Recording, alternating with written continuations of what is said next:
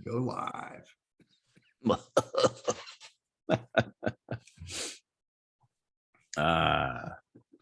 It's a beautiful day, Teddy. It is a beautiful day, and we're ready to get started.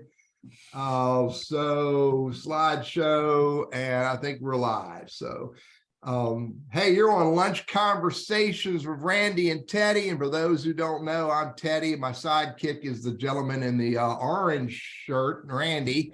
Our special guest today is Leslie Speas. It's going to be an interesting conversation about assessments and an assessment type that Leslie has called, I'm going to screw the name up, but we'll get to it in a minute. It's all about measuring our genius. So, hey, Lunch Conversations with Randy and Teddy is sponsored by Blackwell Captive Solutions. Is your healthcare plan your biggest spend for your corporation? What more power, and do you want more power and greater transparency with your health plan? Blackwell Captive Solutions equalizes the playing field so your cost is not based on what insurance companies think they should charge. Rather, Blackwell allows you to track every dollar. So for greater price transparency and to put together that stopgap loss, call Blackwell Creative Solutions today and let them know that Teddy said it would be worth the conversation. Boom. Absolutely. So you doing all right today, Randy? Hey, I am. I'm ready. And it looks like we're up and running on LinkedIn and Facebook. So we're off and running with our sesquicentennial show, Teddy. Whoa, whoa, whoa. Can you say that again? That hurt. Say it again. Sesquicentennial. Is that like just really cool show? I think it's got a little bit of Latin in there. But anyway, so this is our 150th show, folks. This is show number 150. We do them live every Wednesday for an hour. And so we are now at 150 shows. Randy Wooden, by the way, with Goodwill Industries, Northwest North Carolina. And if you don't know by now, let me share with you briefly. We run our professional center. So we help job hunters who, however you want to define a professional, whether it's by education or the nature of the work they do, just know that we're happy to try to help. Services are free, and we do work by appointment. So if you're so inclined, or maybe you know someone else that might be looking or thinking about looking, have them reach out, and we're happy to help. A couple of times a week, I get together with Teddy Burriss. Teddy, you've already introduced yourself? No? Or have you? No, I don't think so. Let me drop it, and then I'll hand it back to you, Les, for you to introduce Leslie and get the conversation going. Again, everybody knows me. I'm Teddy. I'm a LinkedIn strategist, trainer, and coach. I'm also a Google Workspace consultant, helping people to use those two tools as business tools. Preparing for an April 5-day LinkedIn profile challenge. Anybody want to hear more about that? You know how to get a hold of me. But yeah, Randy and I get together a couple times a week. We have a lot of fun. And our Wednesday show is all about bringing absolutely fabulous, glorious, esteemed special guests to the show. Come on, Teddy. We spared no expense to pull Leslie Speas into the show. Randy, take it from here and introduce people to Leslie. Yeah, I've known Leslie for many years, a good friend and one of my Shermite cohorts with the Sherm organization. So we get to share a lot of meetings, and we're both past ex-grand poobahs of our Sherm chapter. Use that term? Grand poobah? Yeah. I think I invented that one for at least our chapter. Anyway, see, I was Mr. Grand Poobah. She's Ms. Grand Poobah, but neither of us now are the Grand Poobah. We're backbenchers and just get to heckle. So nothing wrong with that. But Leslie Speas joined us. Leslie's been here before as a guest and also as a co-host. No stranger to our show, but she is a principal with InfluencHeR, right? Or InfluencHeR Consulting. Out on your own, that's got to be a challenge in itself. So Leslie, before I turn it to you to introduce yourself a little bit more detail, just a couple quick thoughts here. One is, if you have comments or questions for Leslie, put those in the chat. Teddy will keep an eye on those, and so we'll try to work those in. But what we're going to discuss today, just to kind of give you an appetizer on this thing a little bit, is the working genius assessment. Now, there are a lot of assessments out there, and some of them take forever to fill out. And they're really complicated, and some people try to outsmart them and all that stuff. All right, so forget that. This is a 5-10 minute thing, and you're done. All right, so we're going to learn about the working genius assessment, how it plays out in building work teams and how you can use it as a job hunter as you kind of look to see where your career is going to go. And we can also take a look at possibly, okay, are there some jobs that people with these qualities might want to gravitate to? So we'll get into assessments in general and learn a little bit more about all of that. But first, Leslie, why don't you introduce yourself in a little bit more detail? Okay, sure. Well, first of all, I'm honored to be your sexual whatever. Yes, I can't say that word. That's a mouthful. So I am a principal with InfluencHeR Consulting. So about 3 months ago, went out on my own, and I have a partner who's working with me part-time to start an HR consulting firm. So we help busy leaders retain and elevate their talent, influencing organizational health. So kind of the main areas of service include engagement and well-being, which I think work together. Also assessments. So I recently got certified to facilitate the Working Genius assessment, which we're going to talk about, and also have worked with the Enneagram and Strength Finders. Development, so leadership, employee and team development, and then HR services for organizations that need like HR audit or a handbook or just help with a project or something like that.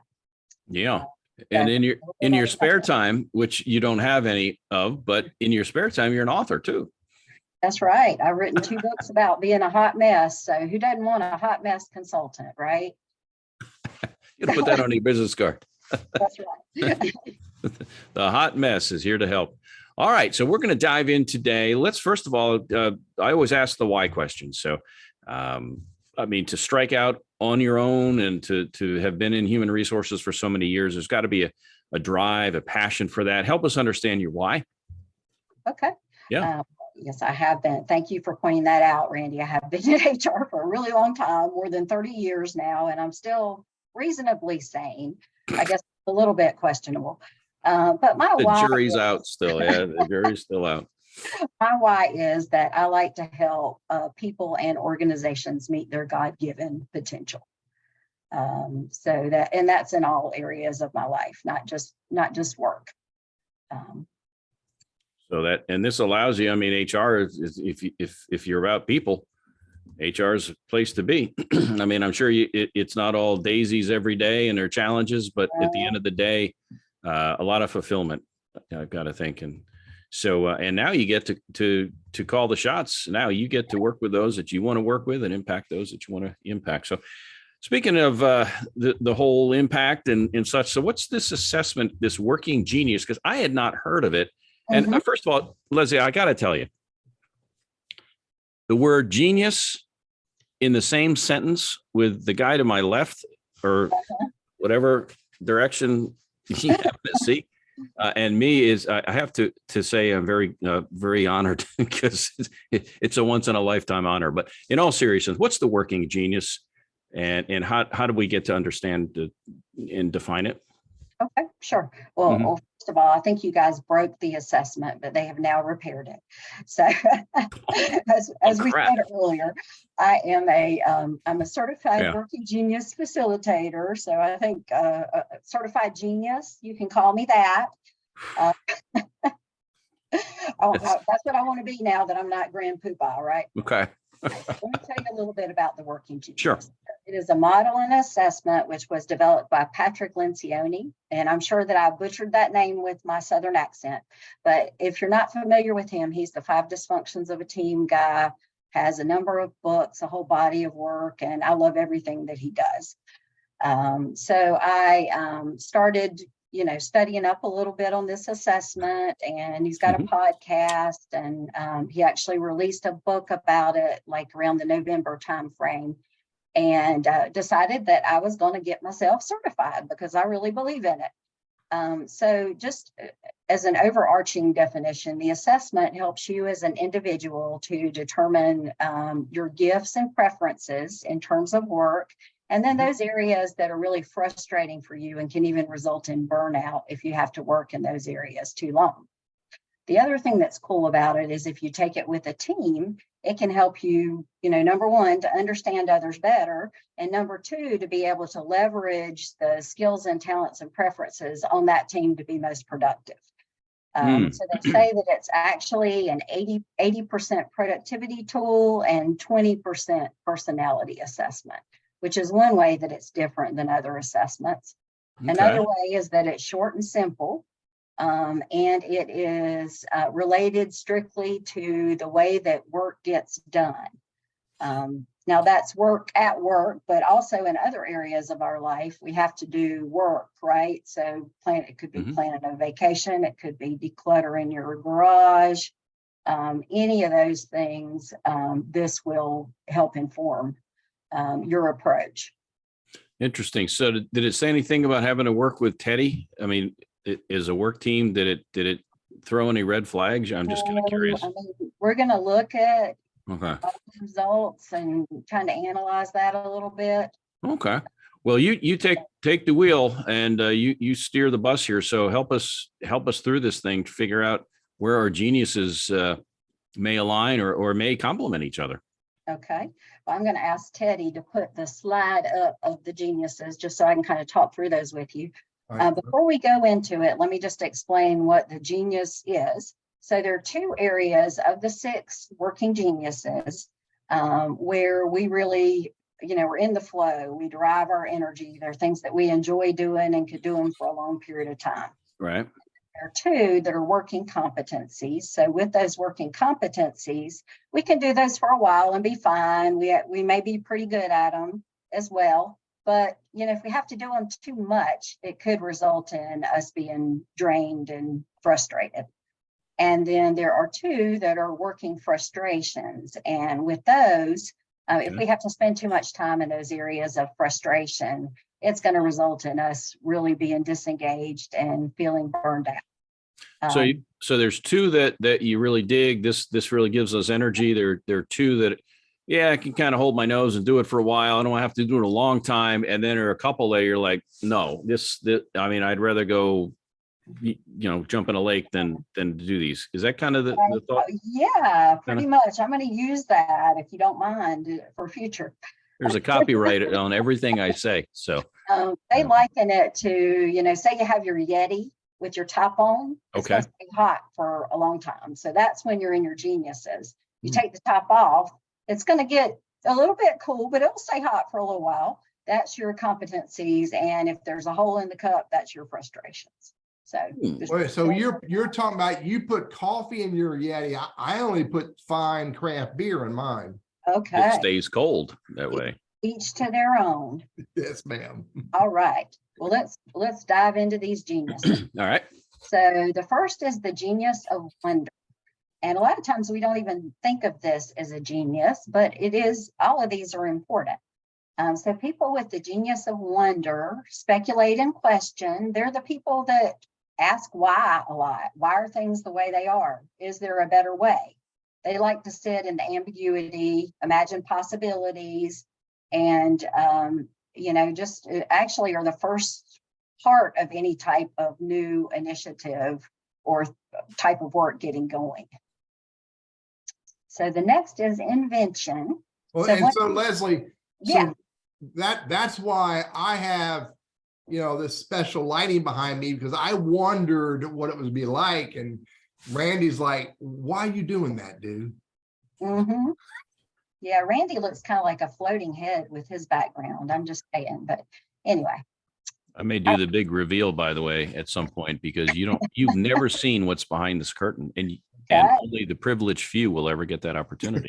Okay, really scared. All right. So next is the genius of invention. So these are the idea people. They get joy from taking challenges, coming up with new ideas. They like to innovate from scratch. They love to brainstorm. They're all about coming up with new ideas.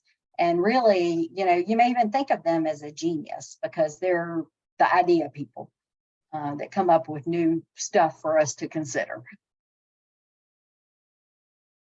Okay. All right. So next is discernment. So we have wondered, and then we've come up with some ideas. So the third type of genius are those people that just have a natural ability to evaluate the workability of ideas. They, may end up kind of being the go-to person.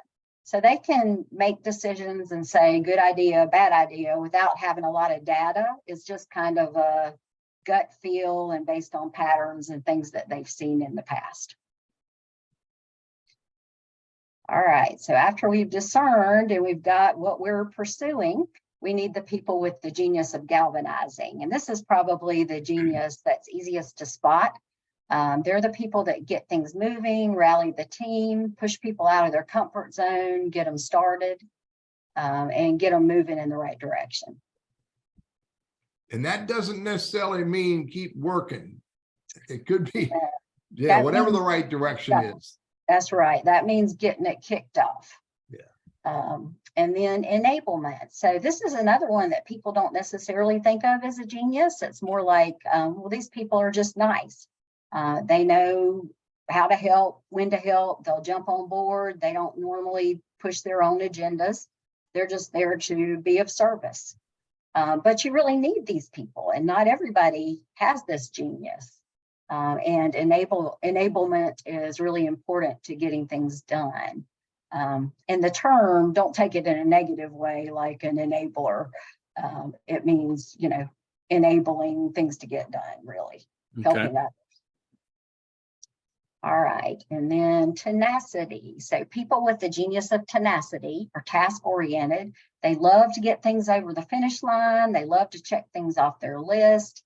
They want the project to have the impact it's supposed to and to live up to the agreed upon standards, and just like to see the work completed. So you can see kind of how that flows. It actually goes along with the 3 phases of work, which I won't go into, but the first 2 geniuses are part of ideation. The second 2 are part of activation and, I didn't remember I had a slide.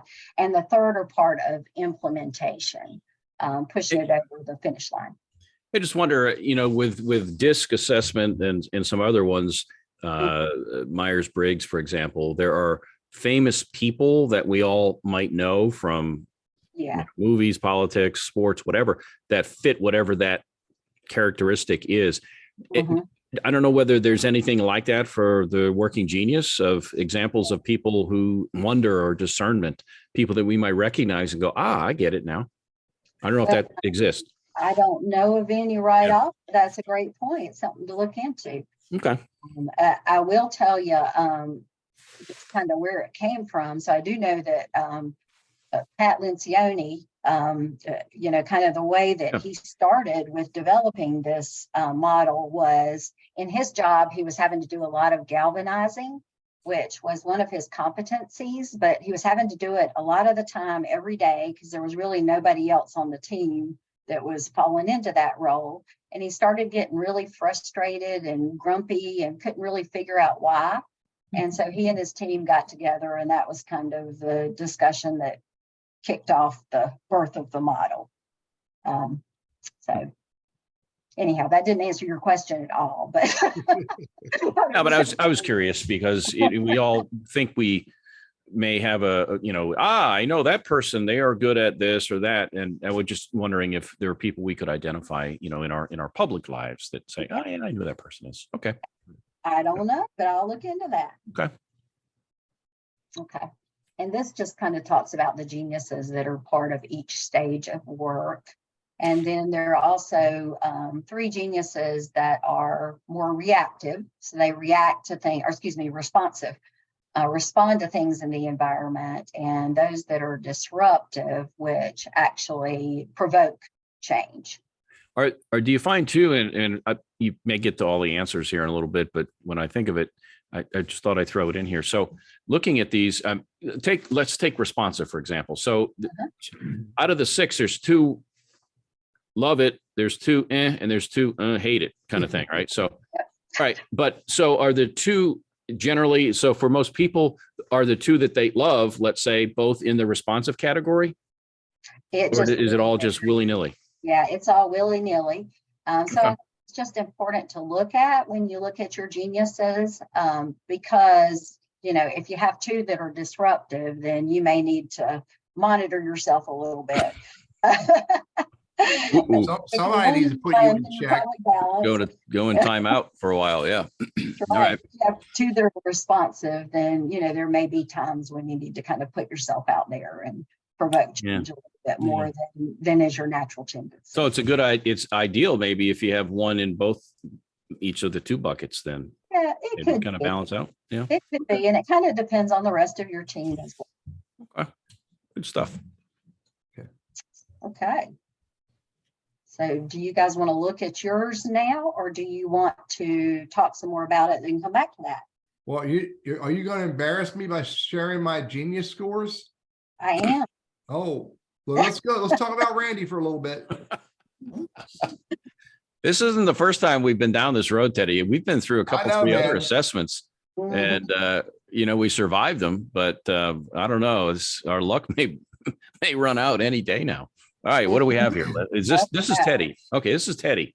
Teddy, we have his working geniuses are enablement and invention.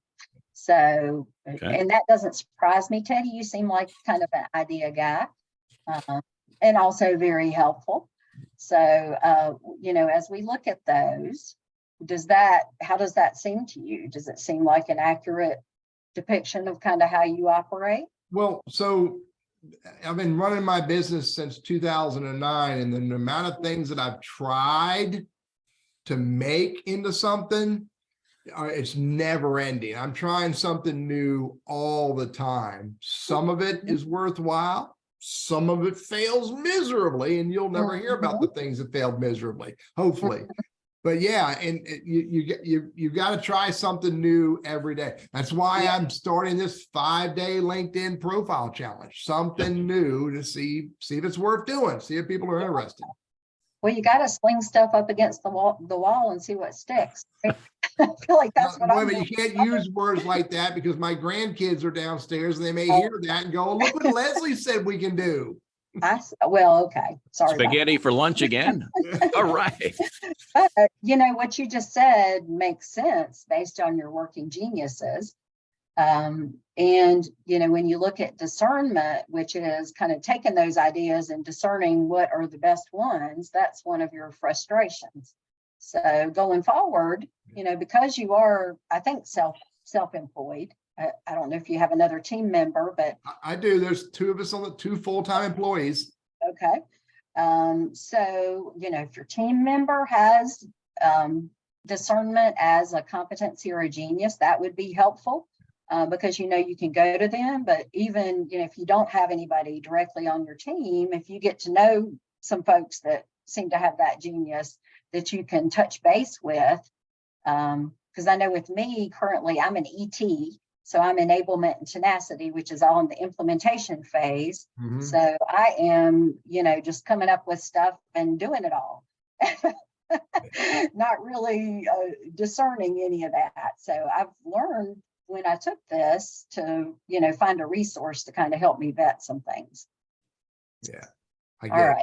Yep. So your competencies are wonder and tenacity. So now let's make sure that Randy's clear. Wondering, just sitting back wondering stuff is a good thing, right?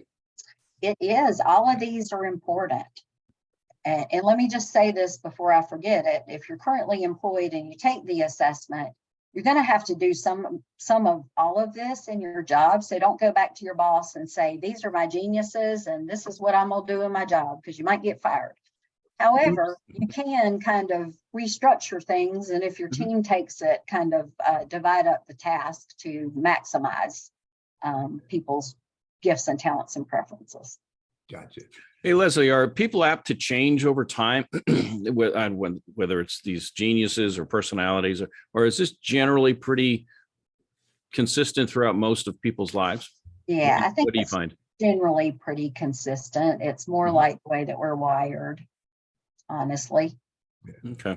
And that's a whole other topic, is how to, you know, is it nature or nurture? I mean, how do we get to be who we are, given our environment and our upbringing? And all of that, but that's for another day. That may be above your pay grade too, Leslie. I don't know. It's going to be a long show. Now I do get into some of that, yes, but anyhow. That's a tough one. Yeah. Long show. All right. So Teddy, your working frustrations are discernment and galvanizing. So you don't derive energy or joy from rallying people around or determining which ideas are best. Doesn't mean that you're terrible at it. Typically, the things that are our geniuses and competencies we're better at just because we like doing them more and they're more natural to us. But occasionally we can be decent at our frustrations as well. We just don't enjoy doing them. Somebody wants my contact information. We'll provide that. I got it. Okay, cool. All right. All right. You ready to move on to Randy? I looked at Randy's scores you sent me, Leslie, and they were all blank. I didn't see anything under Burriss where it says frustrations. Randy wouldn't. So I guess I passed the smell test, at least temporarily. But here we go. Okay, so this is me now, right? Randy has geniuses. So Randy's geniuses are galvanizing, which is rallying people around, giving things energy, which I can definitely see that, and enablement. So Randy's a helpful kind of dude that'll jump on board and help. I did notice from Teddy's that galvanizing is in his frustrations, and it's Randy's number one genius. So that's a nice, as you guys are working together, that's a nice combination. So Randy's frustrations are invention and wonder, which Teddy had those, invention as a genius and wonder as a competency. So you guys, honestly, you balance each other out pretty well. Yeah. He drinks Budweiser or Michelob or one of those other simple beers, and I drink the other craft beers. We balance there too. Okay. Good to know. Yeah. Well, and I think that's probably true. And as I look at that, definitely the enablement part. I'd always want to try to be helpful and help people get to where they want to go and where I can add value. I want to do that. So yeah. And I can also see the invention and wonder. And I like having that, 100% clear path. And I'm not really one that'll just sit back and pontificate. You like that word, Teddy? Pontificate about things that are unknown at this point and just kind of ideate all day long. I do a little bit of that, but that gives me a headache and I lose my hair. I don't wonder either. Interestingly enough, I have one of my daughters, my oldest daughter, we have had some struggles over the years. And when she took this, it was kind of enlightening because wonder is her first working genius and wonder is my bottom working frustration. And she, her other genius is enablement. So she is helpful in everything, but she does not get things done on the same timeline as Mama, who is all in the implementation stage. Not to say one is better than the other. We need all of this to get things done. Yeah. But it does help, it can even provide some insight into family members. And so is it, when you do these, you're selling to businesses, right? So you're a consultant for businesses, but if, John Doe decides, hey, I'd like to take this, can they reach out to you individually and get that help as well? Yeah. I love to do, conversations in terms of career exploration and those kind of things. So yeah, most definitely reach out if you need any assistance with this. Mm-hmm. Yeah. Anything else on the complex psyche of Randy Wooden? I don't think so. Okay. Well, I'll tell you what, we're about halfway through our show today. Leslie Speas is our guest. Teddy, if you have the Midway sponsor slot all queued up, ready to roll, we'll take that and then we'll dive into some other topics. I'm certain that my working genius says I've figured out how to do that after 150 freaking shows. We are 150 shows in, folks.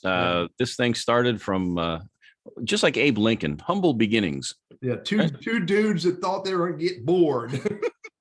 Hey, I got it. Lunch Conversations with Randy and Teddy is sponsored by Blackwell Captive Solutions. We've known them for a long time. They've been a part of and involved in the show in different ways. They've more than 25 years experience in health insurance business. Their medical stop loss captive is an easy to implement solution, and it works like a shock absorber for those high dollar claims for your self-insured corporations.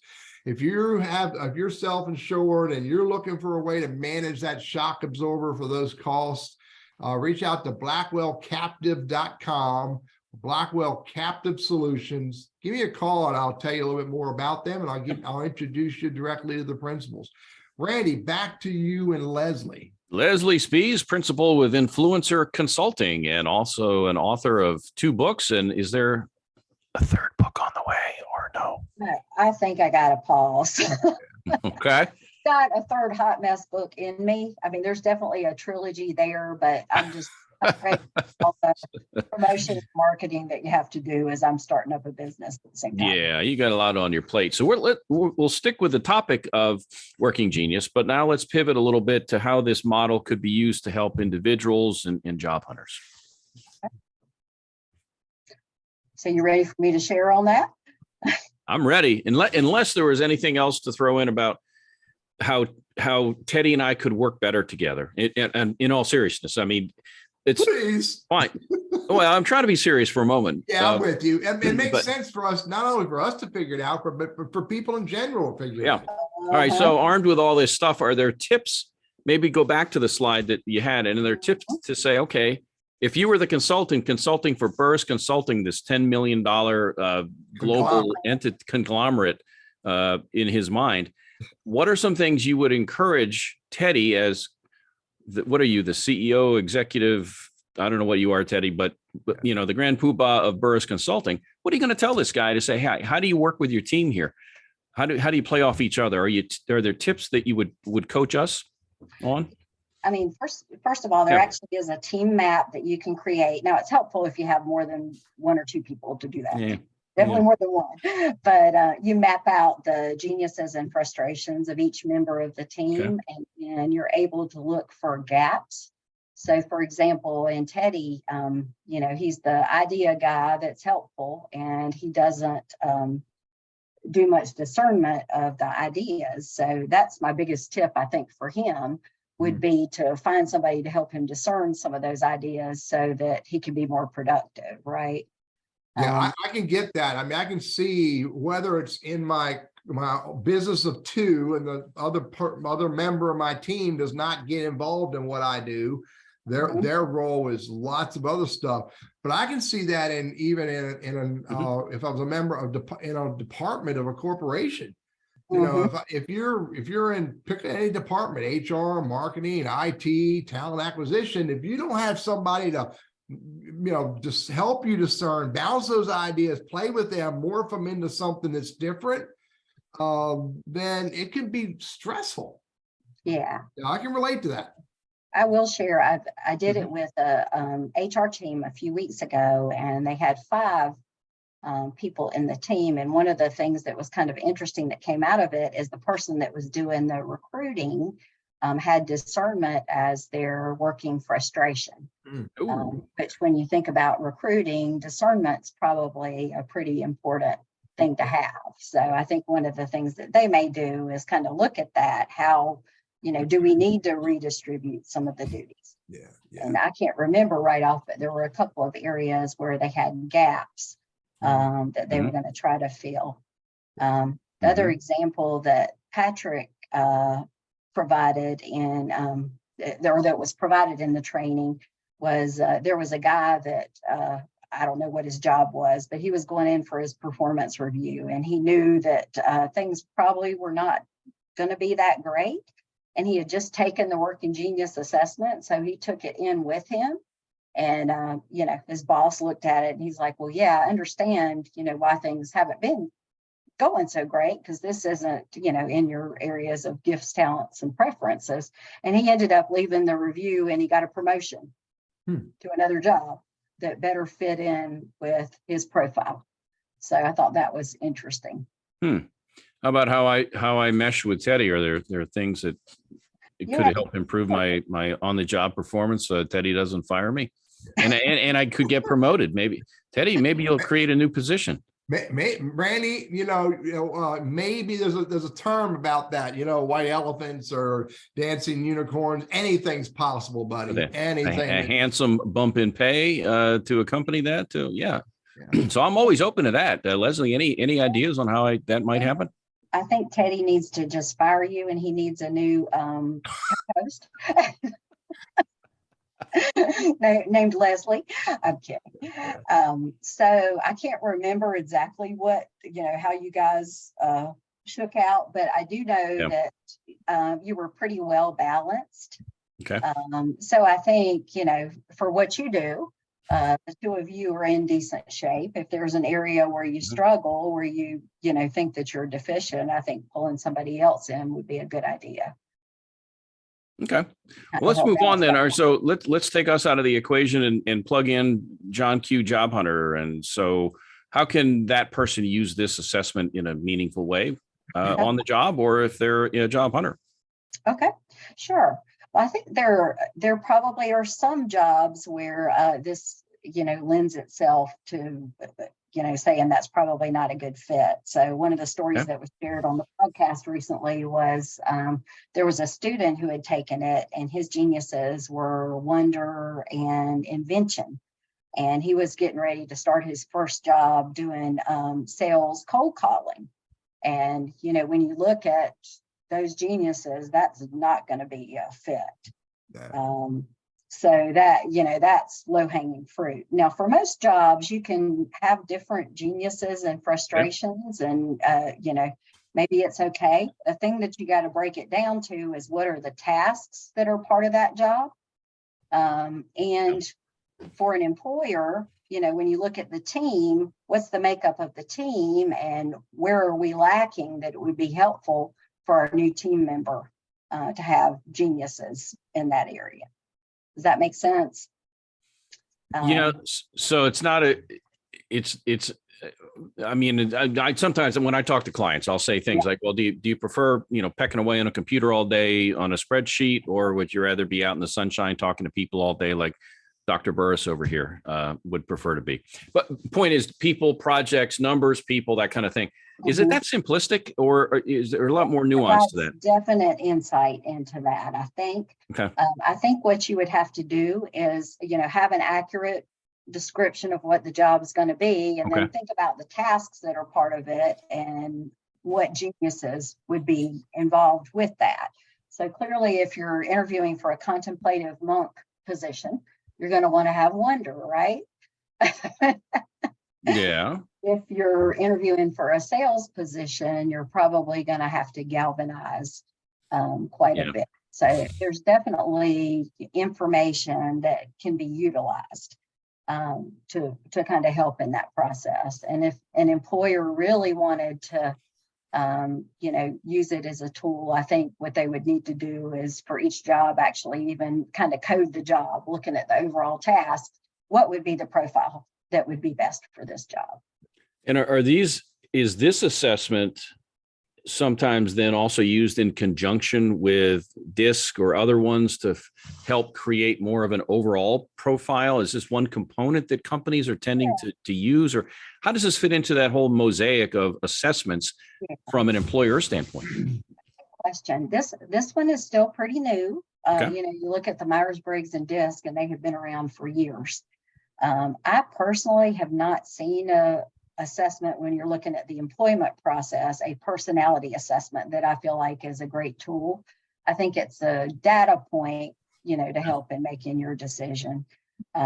Personally, I think because this one is tied to the way that work is done, it's a better assessment for use in that space than some of the others.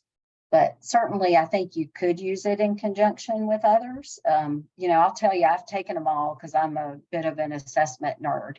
And this is consistent with the feedback that I've gotten from others, which is, I'm a person that likes to help and give, but I also like to get things done. So like with the Enneagram, I am a 2, which is the giver, with a wing 3, which is the achiever, which fits right in with my geniuses. Are there, Teddy? So here are a quiz for you and Leslie. Let's see if Leslie knows this answer. Do you know when Myers-Briggs was created? 1935. Not bad, lady. Not bad. 43. Okay. 1943. Yep. How about DISC? Do you know when DISC was created? 1977. Oh, no. 23. 1923. 1923. Seriously? Wow. But that's based on the research I just did, the craft research that I just did. Wow. Okay. Yeah. So another thought, I guess, to kind of continue to beat this dead horse for a second. So do people who test, I'm an I on the DISC thing. I'm like a far out I guy and really close to being S. So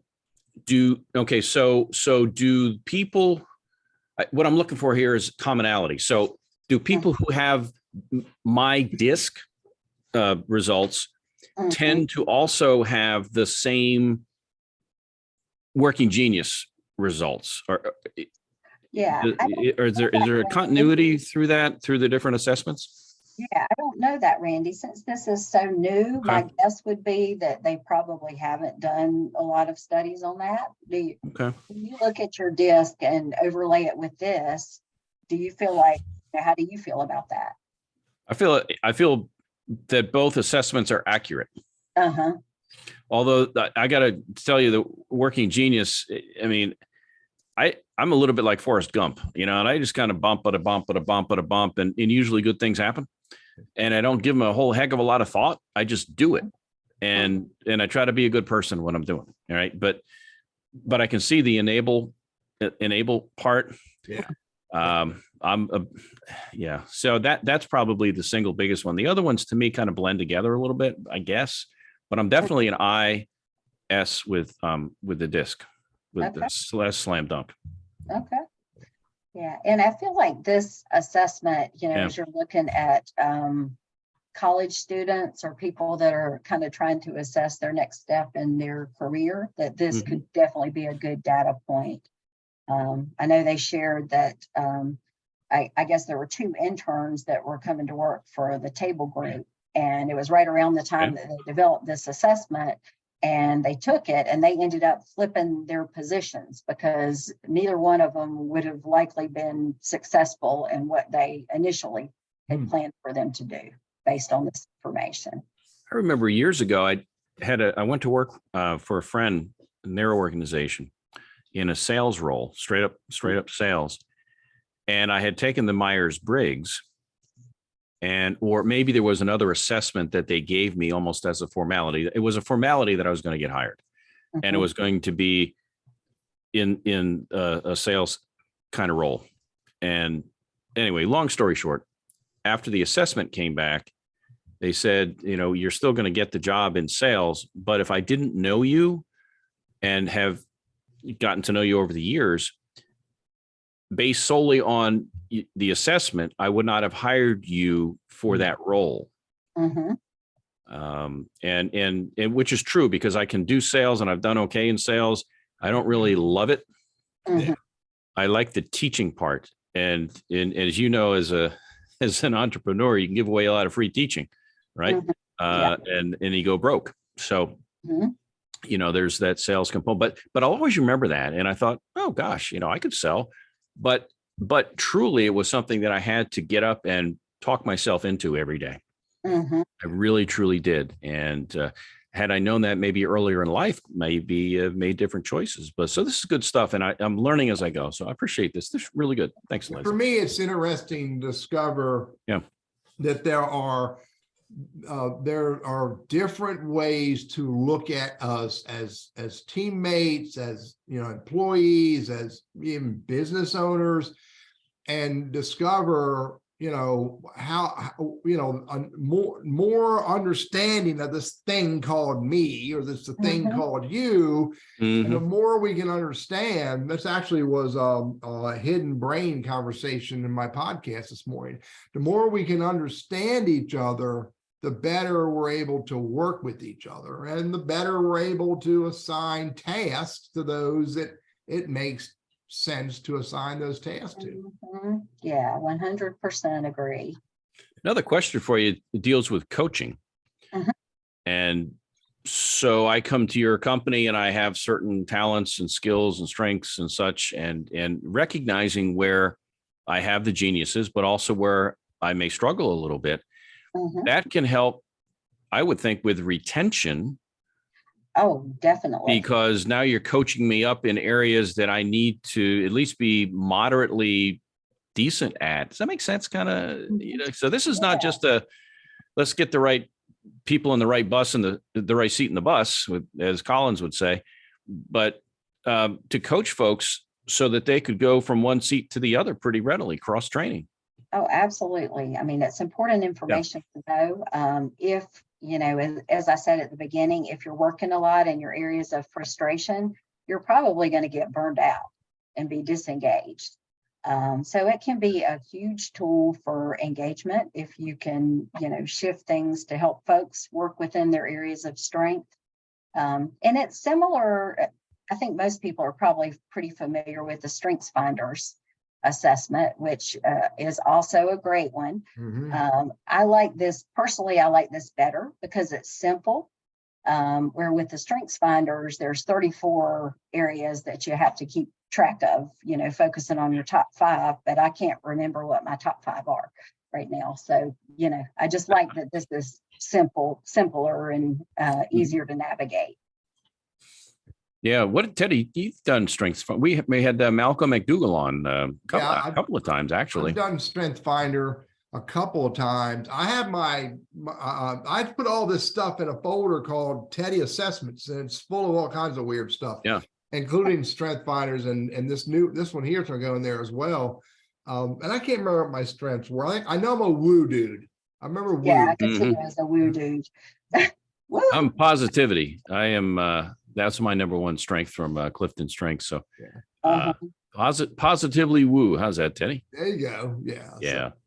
I asked the audience if anybody's done the assessment, and nobody came back and said they did or didn't yet. So but this is the first time I've seen it myself, Leslie. So it was really interesting to do, and I did enjoy the way it presents who we are in not only the 6 different areas, but the 3 categories. It really helped me. It made sense. Well, the other thing, just a couple other things that they bring up about it is that it really can help with feelings of guilt, because a lot of times we beat ourselves up for those things that we aren't good at or we don't do. But if you know this information about yourself, I can't be good at everything. These are my geniuses, and that's my frustration. And that's why I haven't been successful in that in the past. And also with judging other people. So like I mentioned, judging my daughter as maybe being a little bit lazy because of the wonder. And I need to cut that out of this show. I don't think she's going to watch, so it's okay. But sometimes we judge other people, and if we know this information about them, it's helpful in not doing that. Yeah, I get it. Yeah, so people can do this for their own, not just work, but just how they play well with others in their personal life too. So this is not just so if you have somebody who may be a relative that's for whatever reason retired or not in the workforce, this could apply to anyone. And so we want to make sure if people want to know more about it, to get more information, how they can do that. We've got another 10 minutes left. We're going to spend about another 5 or so with you, and then Teddy and I'll make up a story or two and dive into our guest for next week. So that's going to be kind of an interesting new topic to us. So we'll cover that in a minute. But yeah, so we've hit a lot of different talking points here about the working genius.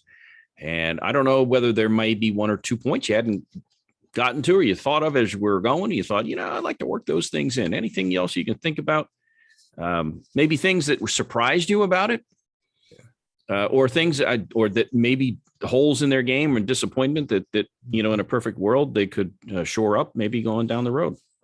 Yeah, I mean, I think like with any assessment, and as Teddy said, the more self-aware we can become, the more effective we can become at leading ourselves and leading others. So I personally just think this is a really good tool.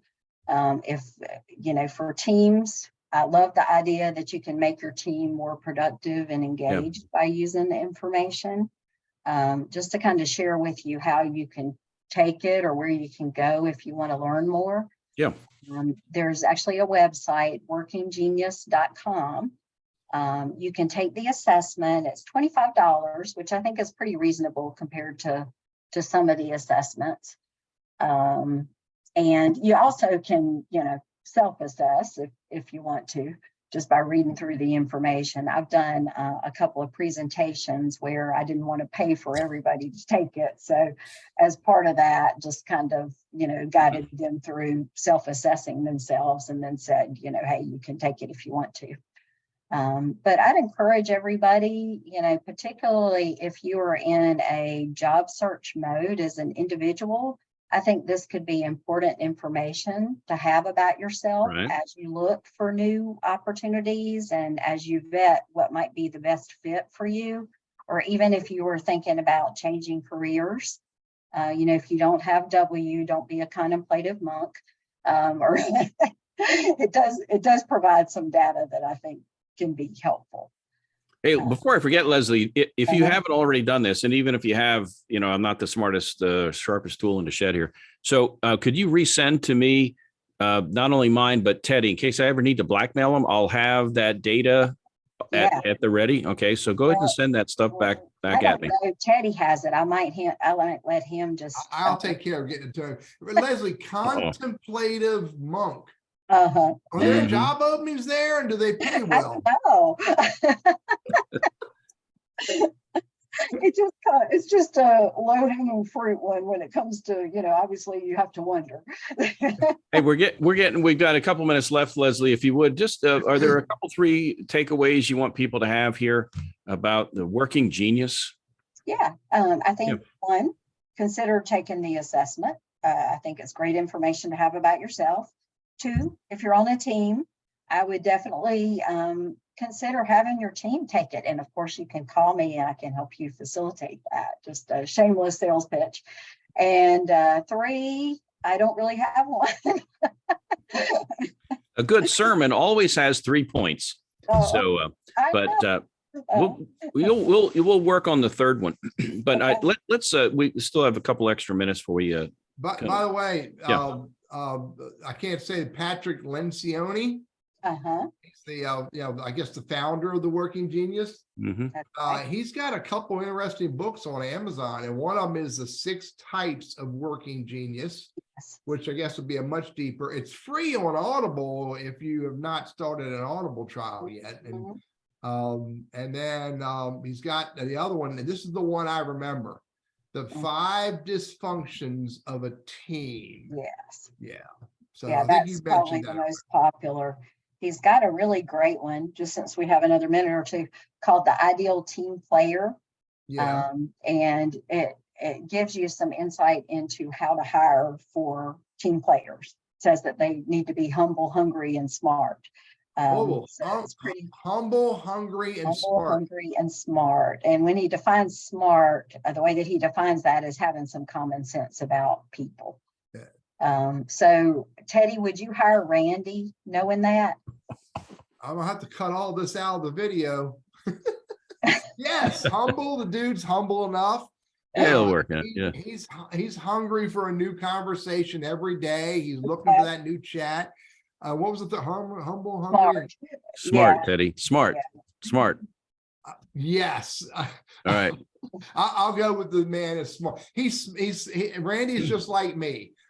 He is smart enough to know what he knows and smart enough to know where to go to get the stuff he doesn't know. Am I saying that fair, buddy? Yeah, man has got to know his limitations. Yeah. I don't have any limitations. I just made that up. Hey, I was the one that came up with sesquicentennial, right? So Hey, I yield. talk to you, about man. being smart. This was, hey, folks, this was show number 150. And we've got just a moment or two. I'm going to share the story about how this thing got started. And Leslie, you were one of the very first guests that we had. We started back in April of 2020 when COVID had hit. And everybody with most companies, there was a lot of flux. A lot of folks sent home, a lot of folks furloughed, laid off, what have you. So Teddy and I, excuse me, we're stuck at home. April 8th. April 8th. A day which will live. Anyway. It was the dumbest thing you and I ever did, except it gave us an idea. It did. So, so we got sent home at the end of March. And so I called Teddy because, he and I both have a passion for helping job hunters. And I mean, I get paid for it. He's good for nothing. I get paid to be good. So, but he's good for nothing. And so I called him, I said, Teddy, why don't we do a talk show? Let's do a show on job hunting. Got nothing else to do. We're all stuck at home, right? And so he said, okay. And so we did. It was two of us, just the two of us. And we talked for an hour. And we like to talk, but do you really want to listen to us for an hour? And nobody did on 4/8/20. Not a whole lot.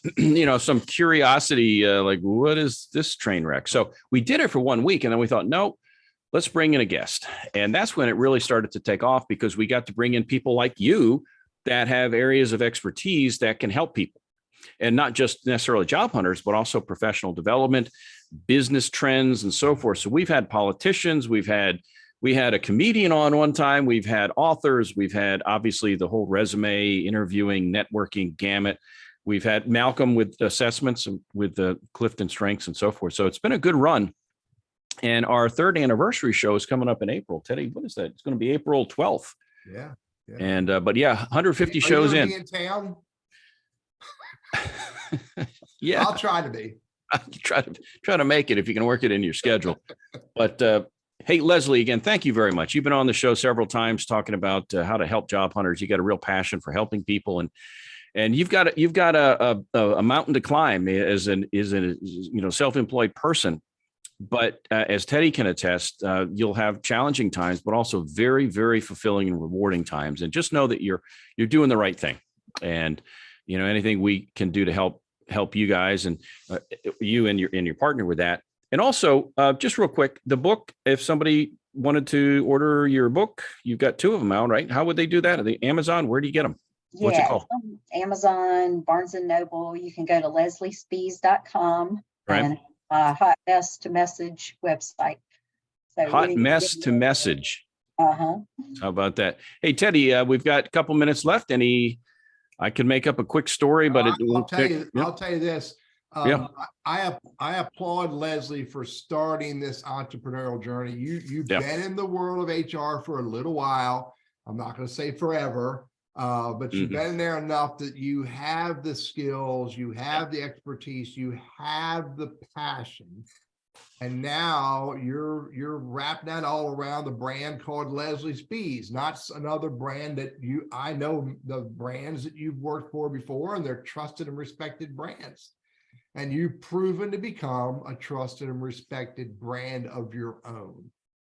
So go with that and don't stop. Never look back and ask yourself, should I have done this? Yep. Instead, ask yourself, how do I keep this brand growing? And you'll get there. So yeah. Kudos to you. Thank you for bringing the Working Genius to Randy and I. I really enjoyed it. Really got a better understanding for the value of it. And for our audience, I'll tell you, assessments are important. They're not the only thing, but they are absolutely important. And the better, as we said earlier, the better you understand yourself and you understand the people you hang out with and work with and your team, the easier it becomes for you to be successful working with each other. Yeah, it just FYI that Leslie, but don't get your hopes up about being a co-host on the show. Just to let you know. Hey, just real quick here. In sports, some players can see the field. Larry Bird could see the court. Wayne Gretzky could see they could see things before they happen. And one of the challenges I've always faced, and I think a lot of us do, is we go through life and we can't necessarily read people effectively. We think we can, but assessments can help us. If we can understand who we're dealing with, then we can communicate more effectively with them and get along better. And I think it's a valuable tool. And so again, thanks for bringing that to the show. Teddy, take us out of here and tell us about our guest. Leslie, again, thanks a lot for being with us this week. Let's thank our sponsor, and I'll tell you about our next guest. I'll thank Blackwell Captive Solutions for being a sponsor of the show. Reach out to blackwellcaptive.com or let me know if you want an introduction to someone who can help you with that shock absorber of high dollar claims for your self-insured for your company. Next week, Billy Bambrose coming on the show. This one I've been trying to put together for months. Had it put together, lost it, but Billy Bambrose will come to the show. And the conversation is, what is cryptocurrency? What the freak is it all about? And Billy's going to peel back the layers and let us better understand it. Leslie, thanks a lot. Thanks, to Leslie. our audience, thanks a lot. Blackwell Captive, thank you. Randy, go off and have fun. I'll see you guys later. All right. Thanks, Leslie. See you now. Bye. Bye. Thank you.